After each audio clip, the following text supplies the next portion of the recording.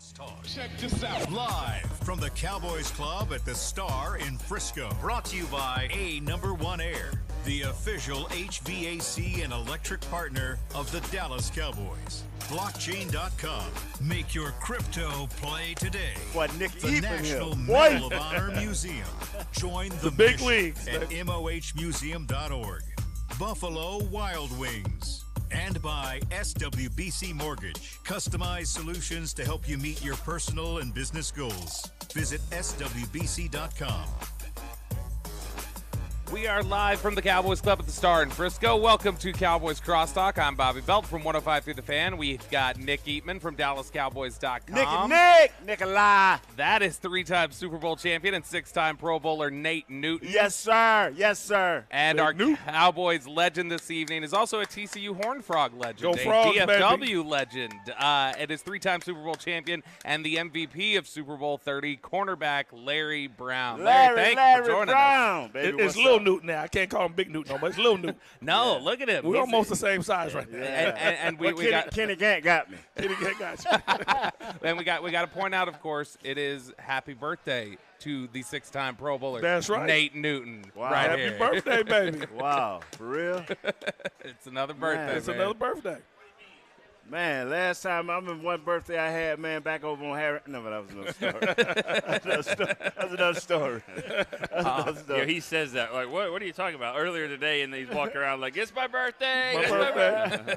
He was walking around with a big sign that just said it's Nate's birthday. Yeah. He wanted everybody to know. Now, Nick, before we get going, we got to jump right off the bat because we did have Larry Brown. I know that you've got a pretty good story about Larry Brown. Well, yeah, I mean, you don't even know. Now I'm nervous, Nick. No, Now Nick's got me nervous. I don't know what it is. No, the funny thing is, so back in like 1992 or so, my dad was working at 100.3 Jams, which is another radio station at the time. I don't know what it is now.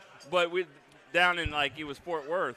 And we were playing in a basketball game. I guess it was like it's like a celebrity, not a celebrity game. It was like a fraternity maybe at TCU versus the people that work there. I remember that. Here I am, and I stand out. They'll just say that. I stand out down here. And so Nick was balling. I couldn't get open. This guy was guarding me and he looked familiar. I couldn't get open. I'm like 16 years old.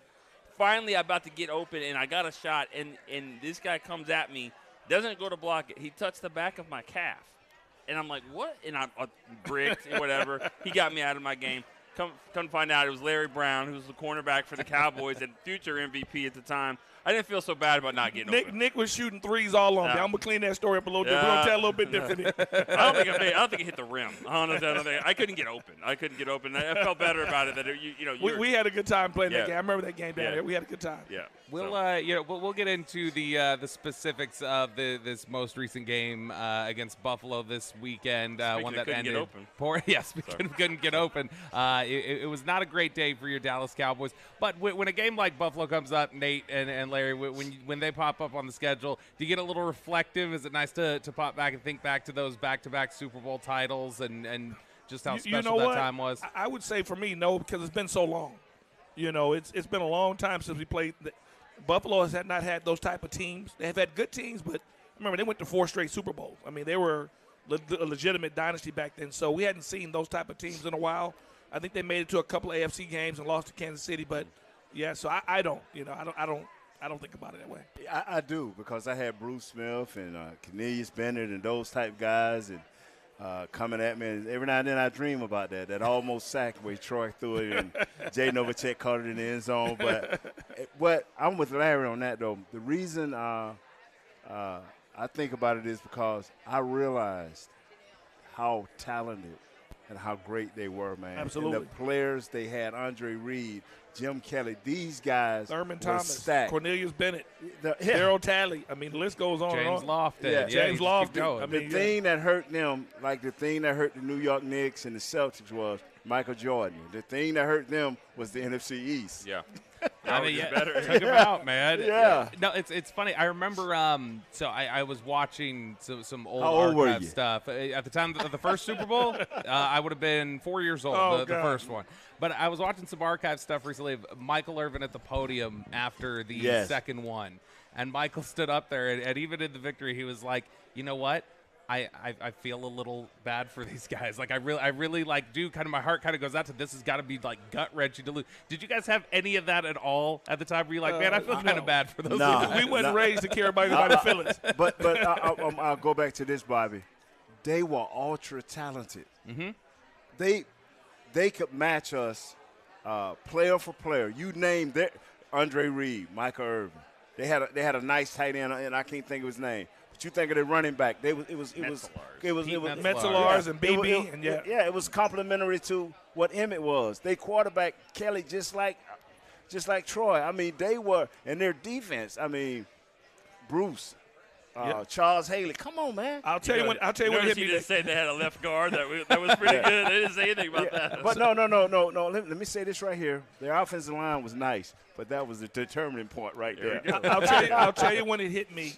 When I got through retiring, I had a chance to go to work for ESPN, and I'd covered the Super Bowl down in Houston. It was the Patriots, and I got assigned to the losing team's locker room. And at that moment, it hit me because I realized I never had to feel like that. Like I'd never been in a losing team locker room. So guys were upset. They were crying. They were mad. I mean, and at that moment. Panthers? It was the Panthers. Carolina, yeah. That's correct. And I said, wow, how special of a moment, because you don't realize that you've never been on that end of it. You don't know what it feels like to go in that locker room, defeated, that feeling. So that's when it really hit me to realize what we did was so special. Yeah. Let me say something, man. My dad, Jimmy, had us so wired to the first true argument I ever had with my dad where I didn't give in. With my dad said, that's enough. Was over the Super Bowl rings. I think San Diego the Chargers had lost to someone. 49ers, right? Yeah. Chargers 49ers. And my dad was like, son, it's just an honor to be in the Super Bowl. I said, Dad, that's losing. Yeah. I say, we won't even remember them cats. Yeah, you won't even remember. I say, that's losing. But, son, I said, tell you what, Dad, we missed this year, but we'll be back next year. If we lose, you got a ring, bro, because I ain't trying. Just tell me your size, and I can get you that losing ring. Here we go. Here we go. And, we're getting closer and closer to a road you and I've gone through several times. So. Yeah. Yeah, absolutely. And not only did you get back there, that was a very poetic finish to the year for LB. I know that season, that was the opening night. That was in '95. That's when Kevin Smith tore his Achilles. Dion, at first discussed as a luxury, became sort of you guys felt like necessity. Like, okay, well, we got to get a second cornerback in here now. But that was just a big year for you, I know, and coming up with those two big interceptions in that Super Bowl. Just a little reflective, as we like to do sometimes on the show with our Cowboys legends. Just reflect back on that game, and I know a game that a lot of people felt like, hey, that was hanging in the balance until you made that second interception. I've always said this, Dion was a big addition for us, and we needed him. But people forget he wasn't there the first 8 games. Right. So he didn't join us to the second half of the season. So we had some great guys getting things done before he joined us. So it was a blessing to be able to add a guy like that, who I think is the best ever, to a team that's pretty darn good, who still had to handle their business those first 8 games before he even showed up. Yeah. Sorry to cut in on this, but people always say, well, Larry had 2 interceptions, and O'Donnell, who was he throwing to? He had 9 interceptions for the season. Okay. The 6 in the regular season and 3 in the playoffs. Yeah, 2 for pick sixes. 2 for pick sixes, and one of them, both times against the Eagles, I think, because one of them was Dion's very first home game, and you did Dion's dance. So I'm gonna tell you what happened on that. Okay. So Dion says Dion had 1 interception a year, had 9. His 1 got more play than my 9 did. So he tells me, throw me the ball. I said, I'm not throwing you the ball. Are you crazy? He wants me to pick it and then pitch it to him. So one thing that I learned about Dion, he has an incredible way of focusing. And I learned so much from him on just being zeroed in every play.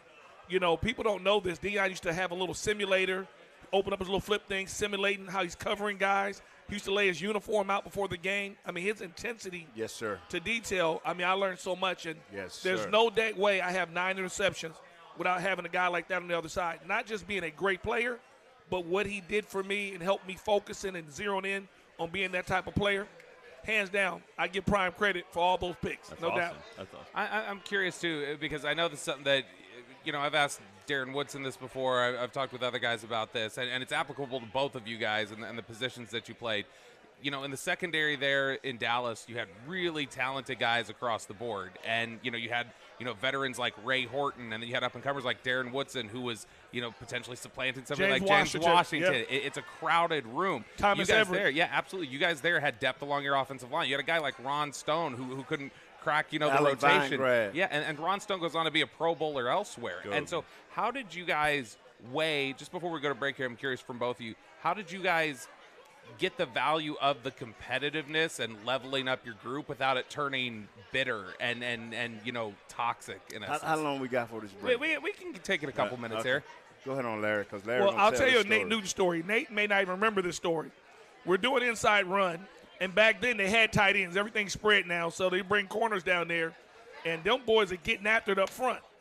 And so Nate's got both knees wrapped up. He's getting up slow. He's walking back to the huddle. So he's taking his time. So after about the fourth time, I said, well, Nate, why don't you just take a couple of plays off? He said, have you seen Larry Allen? It went back to the huddle. He knew. Not your spot. Hey, what's the dude lost his job with Pip? Wally Pip. Yeah, I'd have got Nate Pip. Nate says this. Jay Nova says. Kurt Warner. Jay Novacek says this. We wasn't giving any backups your reps. No, that wasn't happening. Witten would have fit in with us perfect. Jason Witten. I said this sounds like Jason Witten. Yeah. Darren Woodson wanted to come in. Thomas Everett and Jaguar said, nope, we're not getting my reps. Larry Brown, nope. Because we had so many good guys that could play. Coach, I remember Coach trying to say, well, we're going to let Darren, because they didn't call it Woody back then, we're going to let Darren try to fit in on this on the slot receiver. They're like, nah, we got it. We good. Got get my reps. It's just too many good guys. And we're all friends. I think the big thing for us is the friendships off the field. You knew their families, you knew wives, you knew their kids. You just wasn't a bunch of guys you went to work with. These were just true relationships. I mean, it seems like there was times where on the practice field, you guys were getting better competition than you did in the games. Yes. Absolutely. Easily. Very competitive. Easly, man. Let's go to a break because we're going to talk about this some more, man. Well, that's a perfect setup there. We're going to talk about that some more and also dive into this game against the Buffalo Bills. And a little bit later, we'll look forward ahead to this game against the Miami Dolphins, a big game coming up on Christmas Eve for your Dallas Cowboys. That's next on the SWBC Mortgage Cowboys Crosstalk.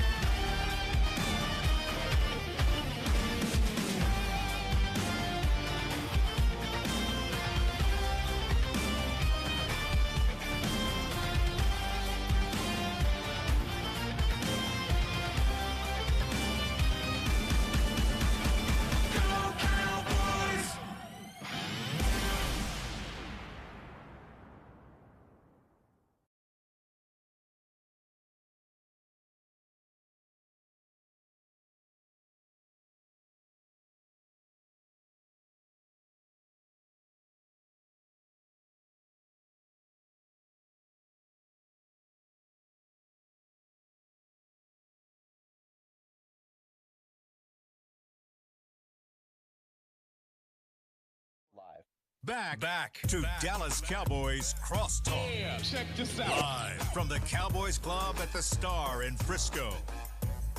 At SWBC, customized solutions for individuals and businesses are just a click away. Visit swbc.com to learn more and start your next adventure. We are live here from the Cowboys Club at the Star in Frisco for the SWBC Mortgage Dallas Cowboys Crosstalk. Nick Eatman, Nate Newton, Larry Brown joining us here this evening. And man, we were about to get Nate on a roll at the end of that last segment. He was like, all right, you got to take a break now because I need space to operate. Yeah. As soon as Nick just brought up the competition that you guys used to see in practice and how that was almost, better competition than you'd see during the games. Yeah, he got a Buffalo story after this, but I'll wait for you. Let me say this right here, and I'm serious, man. I love money, not to the point where I'll do anything I used to. Now I won't. It don't matter. But the money was so small back then, and the competition was so great. Till they brought in Larry Allen. The coaches did not have to tell us how great he was. Mm-hmm. This kid, even when he did not know the plays, we would watch him pass block because, pass blocking, you don't have to have a special play. This kid could never be knocked off his feet. This kid could never be drove back. You couldn't bull rush him. You couldn't run him around the corner. You couldn't power him, turn it to speed. You couldn't do nothing to this kid. And we looked at everybody. I'm like, hey, he a guard or a tackle? I'm praying he a tackle. And Larry right, but Larry like, man, big new man, you kind of beat up, and I'll stay beat up. Mm-hmm. And on our defense, we had Leon Lett, we had Charles Haley, we had Tony Tober, we had Tony Casillas, we had Chad Hennon, Russell Maryland, and Jim Jones, Jim Jeffcoat. Yeah. Now, Jimmy Johnson started what you call the modern-day rotation. We had guys that were purposeful in stopping the run. We had guys that can brush the passer. And these guys knew who they were. Everybody knew their role, and they cherished it, man. And so the competition was so great I would say, I have Stubblefield, Brian Young against the 49ers. I said, hey, and I ain't had to tell Charles. Charles already knew their defense. So I already knew that I was going to get the best look. Even though it was going to still be a battle in the game, it was just something that continued on during the week. Nice. It wasn't like a big shock or a big surprise. Absolutely. And LB, I know you got the your Buffalo story Well, here. my Buffalo story, we're playing them in the Super Bowl down in Atlanta. And Kevin Smith comes to me, he says, Dave Campbell dropped the script. The script is with the Buffalo's offensive plays. Right. So Dave Campbell don't know that Kevin Smith has the script of every play. Right. What they're going to do. He's like, anybody see my script? Anybody see my script? Me and Pup, we had about 9 interceptions eat that practice. They think they're so excited. They're fired up. They're ready. They're ready to go. They're going to play good. They don't realize we had all the plays. That Buffalo's going to run. They scripted for us. I'm a little disappointed because they were going to show they were showing the first couple plays of the Cowboys-Bills game, and then they switched it. I guess they don't want to play that up here. I was going to say, speaking of having the script, it looked like Buffalo had the script this past weekend. This was a really tough performance. And, Nick, I know that you were there for this game. Before we kick it around and just kind of discuss the trouble, especially you mentioned there, Nate, the stop in the run and how important that is. What was sort of your – Nick, when you coming out of that game, do you look at it as, hey, there's some systemic problems here, or do you just look at it as bad day at the office, you got beat? You hope that. Yeah. You hope that's the thing. And we've seen before that there's, everyone likes to say, well, that's the blueprint. That's what you got to do. Run the ball, run off the edges. If the team is built that way and to run it that way and be committed, to me, the run defense starts with the Cowboys pass offense. It's the way they're built. They've got to get leads. They got to get – because if not – then teams are going to run the ball on them. I think it comes down to, they have to score early, get that lead, try to get teams off their game, because if not, I don't know if the defensive tackles, the linebackers, the combination, it is a problem, but you can get away with it if they score points. Larry, how depleting is it to a defense when you've got a team that is just running you over like that? I think the longest run that day was the one at the very end from James Cook. It was 24 yards. Otherwise, it's just consistently 7, 8, 7, 10. They're just running it down your throat. How just depleting is that and demoralizing is that for a defense when a team's doing that to you? I think it's and I agree with Nick. I pray that it's not a problem. But the last thing that you ever want to see defensively is getting whipped up front. Mm-hmm. When you're just getting whipped up front and now you're trying to dial up blitzes and now you got a guy in the box and it can affect everything that you want to do defensively. So you never want to see that. And I thought that was what happened last week, that I think they got whipped up front. They were more physical, and I don't know if it's because you're tired, you're coming off a big Philly win. I'm not sure. I hope there's not an issue. But I just thought we got whipped up front. Is that the greatest feeling in the world for an offensive lineman to know that and say, we're whipping them, right? We're demoralizing them? That was 80% of our games when we went on the winning streak. That was 80% of our games in the first half. But, you know, we were ultra talented with our skills. So in the first half, even if the game was close, we had that look in our eyes like, bruh, this thing going to come down to about 4 minutes left in the game. Y'all better have a bigger lead than 3 points because it ain't going to work. Mm-hmm. You know, and so that's a great feeling. And then, but our defense, you know, I don't want to get into what it takes for these Cowboys to win. Please, you know, can you? Can I get 2 minutes? Yeah, no, you got plenty of time. Let me say we all want to hear. Like, where's the take here? Everybody, listen up. We need this. This was my football team, the Cowboys that I played with. I do not know that locker room. I want to say that first. Sure. I do not know who the leaders are. I'm not trying to knock nobody. I don't want no hard feelings. But if it is, so be it. They do not have enough I don't give a damn guys. Eric Williams, Michael Irvin, Charles Haley, Tony Tolbert, Nathaniel Newton, Troy Aikman, James Washington, Darren Woodson. Me and Larry was free agents almost in 4th or 3rd round picks. We was like always nervous as hell. You know, like, you know, we playing with. Nate would be in the defensive back huddle talking about shut him down, let's go. Yeah. He's a lineman. You guys are meeting over there. Get over there. Get out of our huddle here. But that's the pride you took. I tell this story all the time. I remember going to New York, and what's the great defensive lineman that's on all the TV? Michael Strahan. A Hall of Famer. He looked at Big E and told Big E, hey, man, it's over today. He had one of his little sidekicks with him. Mm-hmm. He's like, it's over today, dog. And Big E turned around. You talking to me? They came over. You talking to me? And he said, yeah. And he said, and Big E hit Larry Allen and said, Larry, you hit his foot. I ain't going to say what he said. But anyway, Larry had a thing where he'll put his thumb in his ear and he'll just start laughing.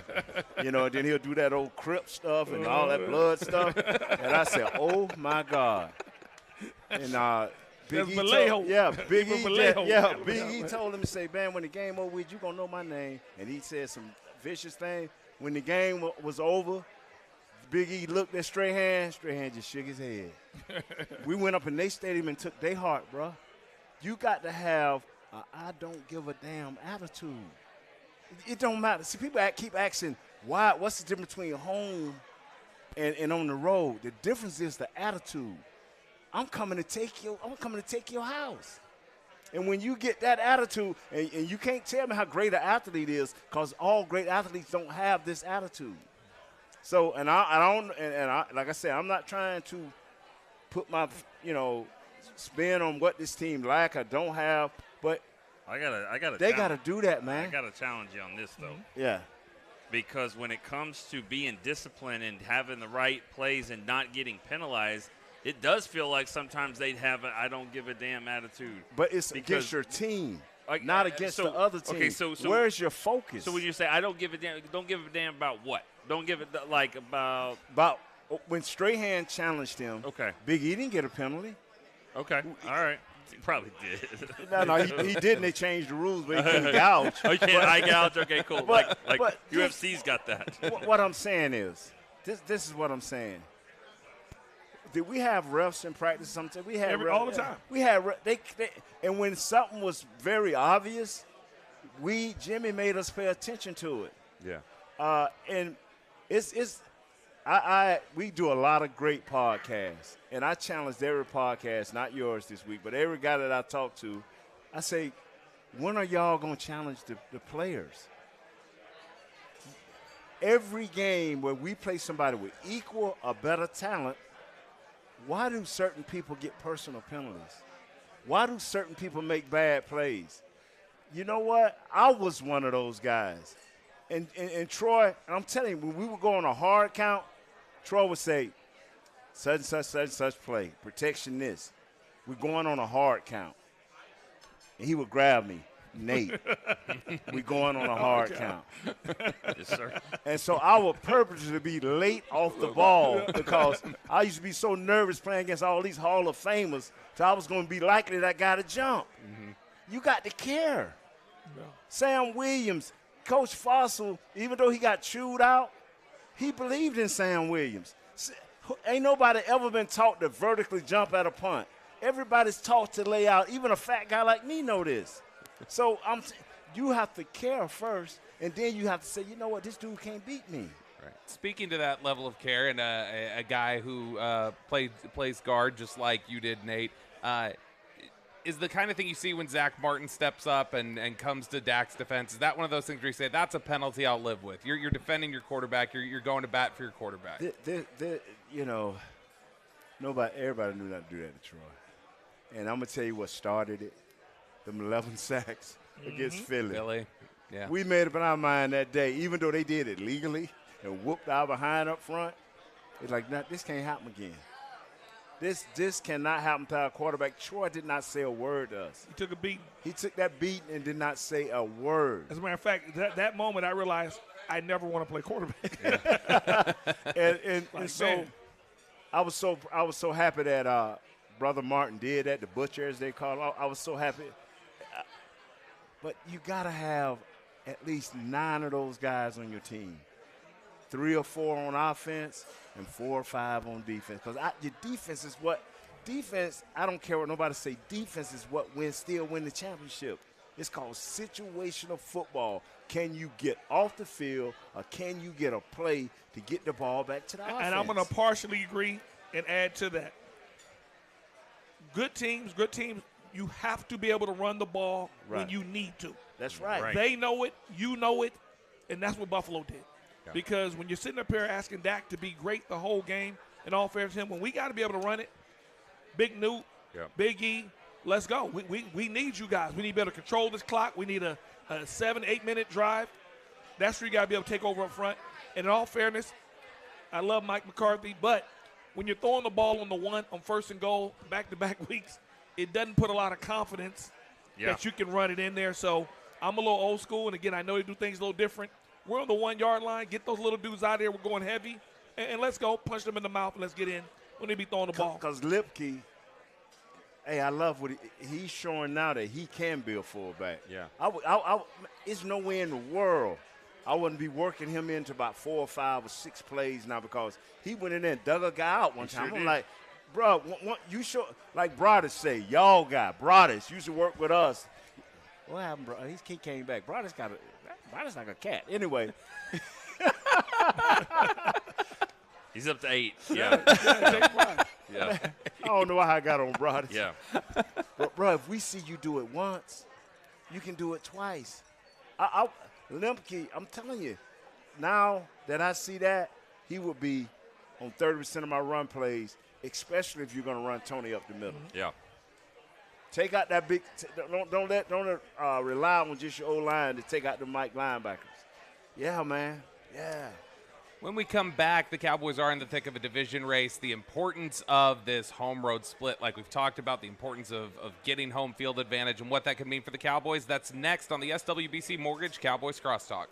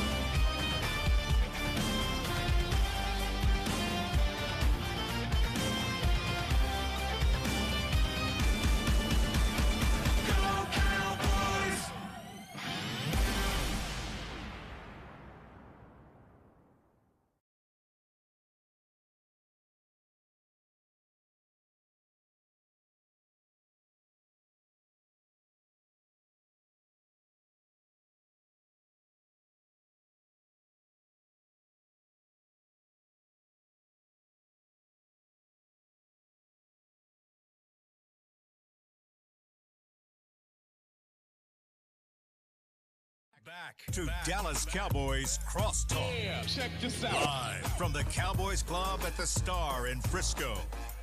Want to use what the pros use? Jack Black is the official men's skincare brand of the Dallas Cowboys. Visit getjackblack.com today.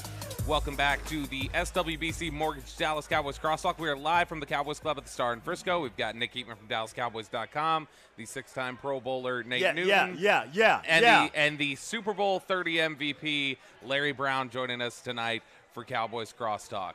I want you to tell a quick story how they cheated you out of extra money for being the MVP. Tell that story. The Deion story? Yeah, the Deion story. You know the Deion story, right? You know the Deion story. I don't know the Deion story. Now I got to hear it.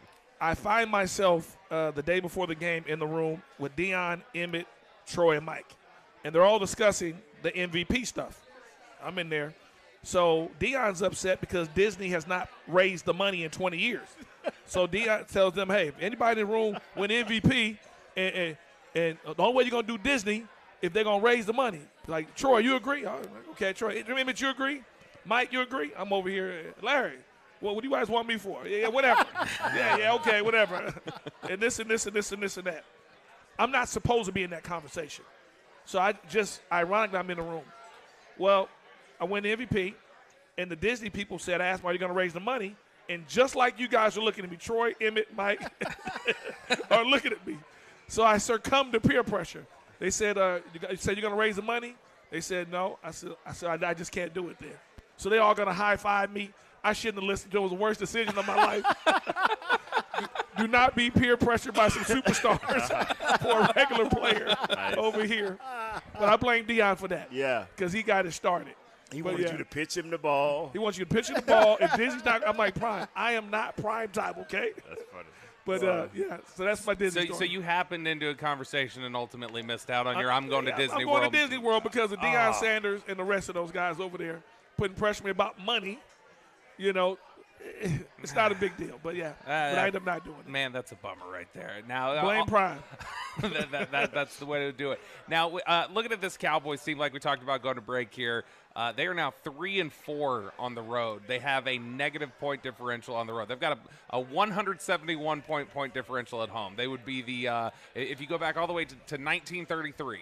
That's considered the beginning of the modern era because that's when, all right, we got hash marks on the field and everything now. There has never been a team that's had a 170 or better point differential at home and a -1 on the road. So the Cowboys would be in unique territory here. When we talk about this idea of the go ahead, Nick. I was saying you also had a 40-0 on the road. Yeah, that's how bad it is. That's you even got 40-0 to start the season. So when you look at this team and some things, and Nate, I know you brought it up a little bit, you touched on it a little bit, but I'm curious from both you guys. Larry, what were the challenges for you as a player playing at home versus the road? Like what did you find was particularly challenging about the road versus Texas Stadium? I'm going to say it's how you're trained. We didn't care. At the end of the day, I'm just being honest. If you're going to be what you think you can be, you have to be able to win on the road. So for us, I think personally we found a little enjoyment going on the road, kicking butt and quieting fans, and the stadium's loud, and now it's quiet as a mouse. I think it's that with Nate's that I don't care, that pride, if you really believe that you are what you think you are. And I would say for us, we understood that was going to be our path, from – most of the time, either you're going to be at home or you're going to have to go on the road to be the 49er team or 49ers. Someone there. It didn't matter. So you remember that? AFC Championship game, 49ers? You can't get into I want to be at home. And if I'm not at home, what is it going to be? Then that means that you're not what you think you can be.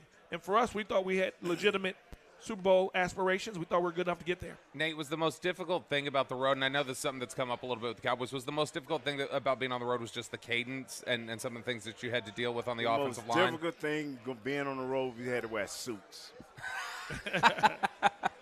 When you quiet the stadium down, you can hear the cadence. When you get out there and kick butt, and now that stadium's not loud like that no more. The only reason Philly wasn't quiet because their fans ain't smart. Yeah. That's the only reason. Now, so what aspects of it though for this current team is there something to the discussion that's been brought up before of? Well, this is a Cowboys team that they're going to play faster. Speed is such a big part of their game. They're going to play faster on their turf surface at home. They get to these grass surfaces on the road. They have trouble. Is that just excuse making at the end of the day, you think? I think it's excuse making because I would argue Jimmy Johnson lived on speed. Show me a faster team defensively with guys that can run all over the place. You have to be able to play football. You have to be able to execute. You got to be able to eliminate penalties, what Nick talked about. You have to be zoned in. You have to, if you're a championship team, because you can't control how that's going to go. You may have to go on the road. Yes, quick story. I remember we was getting ready to go up there to play San Francisco in the NFC, our first NFC championship game. It was raining up there. The field was terrible. And all during the early part of the week, Jimmy we on Mondays, we going to wet the field. We going to do all right there. Come Wednesday, Jimmy I ain't wetting my field. I ain't messing up my practices so they can get in my team's head. No, we are who we are. We going up there to get them. It's a mindset. It's a mindset. How does the 49ers beat the best teams in the league? The same way. Just run them over. It's a mindset, bro. So this week they're practicing again, wet balls and stuff like that. Do you think that's smart to practice that, or should you say no? Don't even mess up my Troy practice? was the worst wet ball thrower, but we didn't. Did y'all? Do you remember? I don't remember Troy putting. Why would you want to just? Bro, you adapt and you do what you do. I think it's psychology. If I start getting you thinking about wet balls, what are you going to be thinking about? Wet balls. So I think it depends on how you choose to psychologically get your guys ready. I was going to say, Nick, do you think some of this just like being in the locker room talking about? I remember right after Buffalo, somebody had asked Dak about the home road split, and he like tapped his finger on the podium, paused for a good 5 or 6 seconds. He's like, I hope to have a better answer for you on Thursday. And do you think there is a point right now with this team that some of it is just a psychological aspect of like, it's in our head that we don't play as well on the road, so like it's almost kind of self-fulfilling prophecy? I just asked this question here, brother. Every game, where the refs made this call and the refs made this call and the refs made this call. And my simple question is, who leads the league in penalties? Cowboys are right near the top. Okay. So don't do that. It's how you think.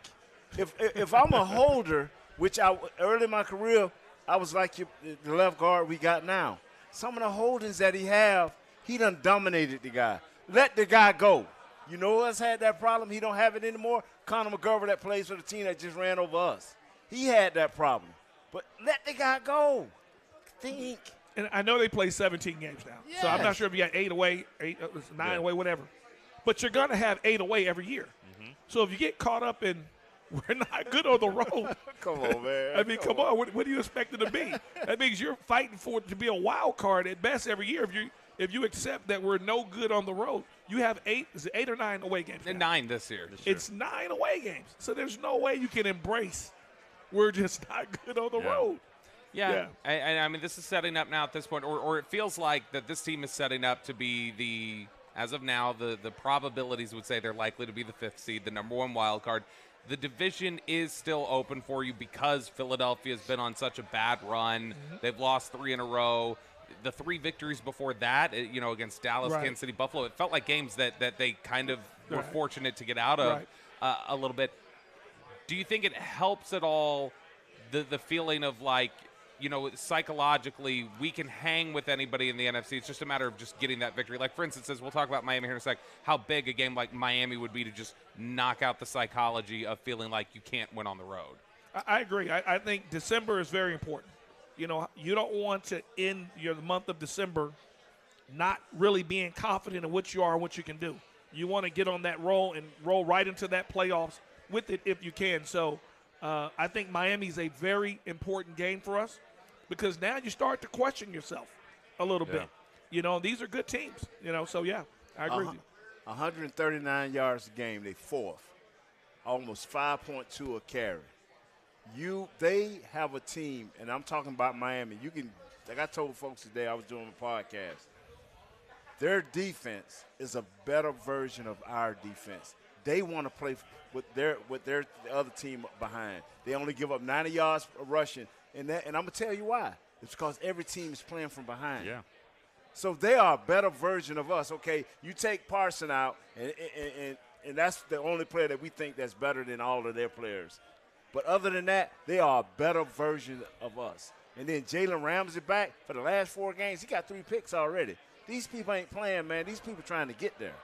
So what we have to do when we go down there is, hey, man, Get with the players who have been giving you, Sam, no more.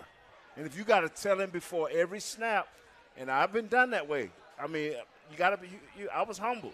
Hey, Nate, no. Hey, guy, no. This is the plays.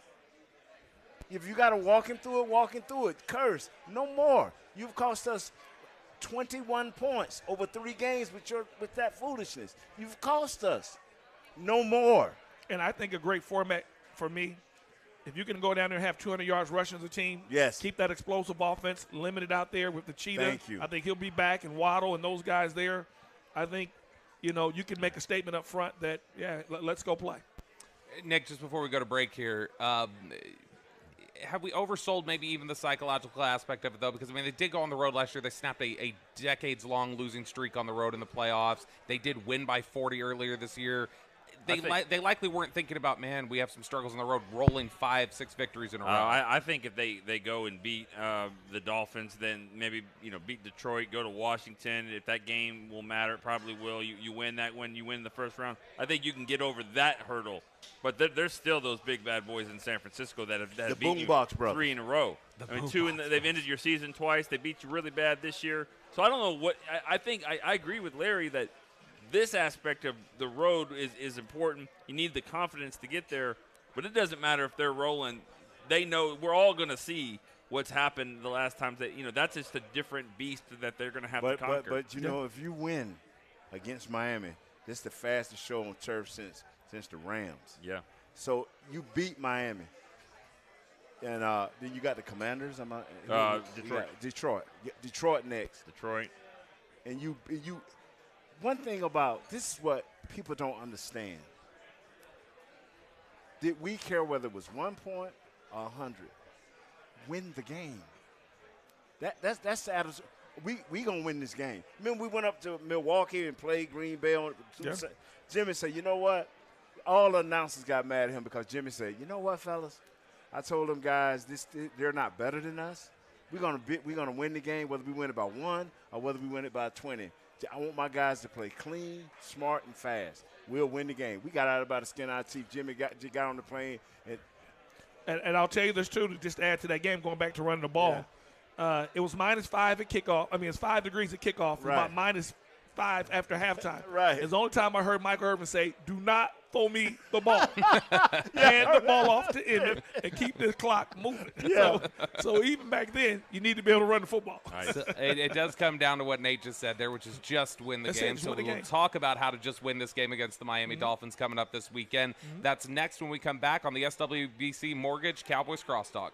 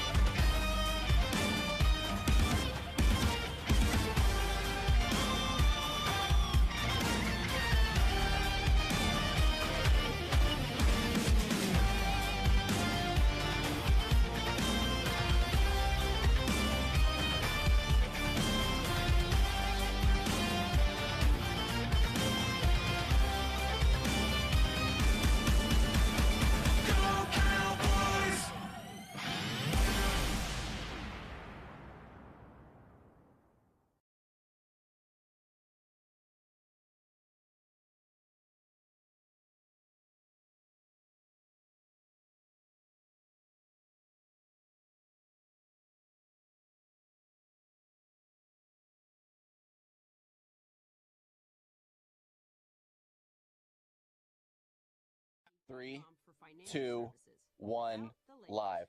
Back to Dallas Cowboys Crosstalk. Yeah, check this out. Live from the Cowboys Club at the Star in Frisco. At SWBC, customized solutions for individuals and businesses are just a click away. Visit swbc.com to learn more and start your next adventure. We are here at the Cowboys Club at the Star in Frisco. Bobby Belt, Nick Eatman, Nate Newton, and Larry Brown join us here on the SWBC Mortgage Dallas Cowboys Crosstalk. It is the Cowboys and the Dolphins coming up this weekend, and in a lot of ways, it's interesting. The narrative about them, these two teams right now, is very similar. They're different teams in terms of the way they like to attack, the way that they play. But the narrative has become really similar for both of them, that it's like, hey, you've got to answer, can you beat a true contender? And so they're kind of looking at each other similarly heading into this game as an opportunity for, okay, well, something's got to give. One of us is going to get this here. But, I mean, you talked about it just a second ago, Nate, an incredibly fast team. And it's an incredibly fast defense that Dallas plays with right now. As we head into this game here, Larry, what would you say you're looking for from this Cowboys team? Because I got to imagine Mike McDaniel turns on the tape of that Buffalo game and goes, we should probably run this ball 50 times today. I think, obviously, it starts from where you left off. You got beat up front on the defensive side of the ball, so you got to go in stopping the run. A Chain, Mozart, these guys are legitimate world-class sprinters. They get in that open field. Cook's good, but these guys are gone. Yeah. So you got to shut that run down. Obviously, you got to contain the Cheetah. I think Waddle's a very good player, but Cheetah's impact to that team is like they feed off of him. So defensively, contain Cheetah, contain Waddle, stop the run, and eliminate some. I mean, Miami lives off big plays. They live and die off big plays offensively. Stop them there and stop the run. When you had, like, sprinter speed across from you as a corner, when you were standing up there on the line of scrimmage, I mean, would you feel that before the snap? Would you feel that anticipation and that, like, just that threat even standing across it? Was that intimidating? Is somebody like Tyreek Hill just that speed naturally intimidating standing across from it? Not at all. I think I'll go back to an old adage. Most guys fast like that don't like getting hit. They don't like people putting hands on them. So you bump them off the line. You hit them when they hit. I mean, you put some wood on them. And now they'll start slowing down just a little bit. And so I am a believer in that. You know, you may even get a penalty here or there, but you got to let them know that you're not a bunch of free releases and just sitting down in holes, catching balls and going. But Larry wasn't slow. Larry was. So, you wouldn't have been as intimidated as somebody else might have been. Well, let me say this. Everybody played. We played against Ron Brown Olympic team, James Jett 4x1 Olympic team. Yeah. Right. I mean, that means you're one of the 4 fastest Americans. Yeah. Period. So we all played against fast guys. It's Rocket Ismail. I mean, can flat out fly. So you got to beat those guys up off the line. You have to make them work for it. You got to hit them when they catch the ball. You got to punish them and give them something to think about. And they'll slow down. You know, before we keep going about the Dolphins, I did want to ask you this question because you just said earlier 2 pick sixes in a season and all that. Can you just speak to the fact of 5 in 1 year from Deron Bland? Like, most people didn't know who he was nationally, and now he's leading the vote getter for the cornerbacks. You know what? I love to see stories like Deron Bland. I'm going to tell you why. Most people think you have to be a first-round pick to be a good player. Well, Richard Sherman wasn't a first-round pick, had a great career. Deron Bland, so it gets back to scouting and development. So to see a young guy like that, to be able to come in and make plays, you have to have that. You got your stars. Nate, Troy, you got your stars. Yeah, he absolutely was. In that order. And I mean that. You got your stars, but you have to have other guys. You have to have those other guys who can also prove that I can play as well. Yeah. And so I think what he's done is amazing. He's still young. He's got to correct a few things, but he's like Diggs. He takes chances. So every now and again you may give up a play. But as you start to mature and play, he'll get better. I think him and Diggs, when Diggs get back healthy, I mean, you got to be excited about their future cornerback. Nate, when you talk about, this game here, and I know you talked about, like, or Dan Quinn had talked about this too this week, that the idea of the tackling wasn't good enough in the run game this past week. But one of the other things is he talked about, like, there's a little bit of over-eagerness, a little bit of aggressiveness that can burn you at times. Is that something they especially need to guard against this week against such a fast cutback team like Miami? Is just like, hey, let's play a little bit more under control, a little bit more discipline, not just hair on fire running after the ball. This is what bothers me. You've been in too many games like that, where we listen to Coach Quinn. Well, the eye candy, they got us again. When does that stop? That stops when the players say we've had enough. If a guard pulls to his right, you either shoot that gap and make the play right then, or you belly over. The other guy squeezes. If that guy blocks down, as a tackle, I step down because I know something is coming. You don't just shoot up the field. You know this guy's blocking down for a reason. You step right off his butt and look down first. Then look out for the quick pitch. The football hasn't changed. Oh man, they running all of this, and the eye candy. No, it's selfishness. I want to get a sack. Yeah. It's selfishness, and they got to stop with the selfishness. When they grow up and mature, they'll be a better team. It's funny that we hear a lot, and I think it sometimes frustrates fans. They'll hear the line after the game of like, well, execution's just got to be better. But it does feel like there's a little bit more of a sense of, you do have a sense a lot of times exactly what's coming. Maybe not the exact play design and everything else, but you got an idea, okay, this may be a run this way. Christian McCaffrey went viral this week for watching the game with the Mannings, the Eagles-Seahawks game, and he saw the formation. He went, all right, this is a draw. This is a Hurts draw. Tight end's going to come pull over. And it's exactly what it was. How often when you guys were playing, did you feel like you either knew what was coming and it was just a matter of executing, stopping, or defenses knew what was coming, but you guys were like, we don't care because you have to show you can stop what we're doing? Our defense was smart. I agree. And look, a regular fan can see a trick play. A double reverse pass is a trick play. Okay. Lead left, lead right's not a trick play. A go route's not a trick play. Yeah. Okay, so we all know what they're going to do. When they audible, they look at you, and I see Elway look out there at me, and he audibles, and a guy motions away, and I'm backside by myself, they're coming at me. Right. You understand those things. So you just got to the key word is do your job. When you bunched over here on the short side of the field, you bunched over here, and you all the way out there with DK Metcalf by yourself. They're isolating with Jay Lou. You think it's going to the bunch? I mean, they're isolating you, and you know what it is. No. And you can pretty much narrow it down to two routes with DK. It's either going to be a slant or a go route. I mean, so you have to think about those things as a player. And I think what Nate meant by just adding to what he said, don't give it to him, is taking pride. I can say in our time, you did not want to be the guy on the field messing up. That's right. Not only did you have to answer to Charles Haley in the front and your linebacker core and them, you had Nate and Michael Irvin. Mike should be in our huddle on defense. I mean, like he was actually in the game. So it's just that sense of pride that, hey, you know what? I'm going to do my job. Am I supposed to shoot that gap? Shoot the gap. Don't worry about your sack. And sometimes I'll give you a guy I thought was very unselfish, Tony Tolbert. Yes. He did his job all the time, and that allowed a lot of plays for Charles Haley. So, don't be selfish. If Tony was supposed to rush outside and him and Russell was supposed to rush out, I heard Russell went to the Raiders. And we got to get out of here. We do. We got to get. See, I got y'all going. Yeah, Nate will continue that story next week. I know. We got to go too much. Thank you so much to Larry Brown, Nate Newton, Nick Eatman. Happy birthday, Nate Newton. It's over already. Happy birthday, Nate. It's gone in a flash, just as fast as the Dolphins and the Cowboys will be this weekend here on Christmas Eve in Miami. Big game coming up for the Cowboys, one they're going to need desperately. We'll have it covered for you on DallasCowboys.com. That does it for us here today. Talk to you next week. This has been a production of DallasCowboys.com and the Dallas Cowboys Football Club. How about this, Cowboys? Yeah!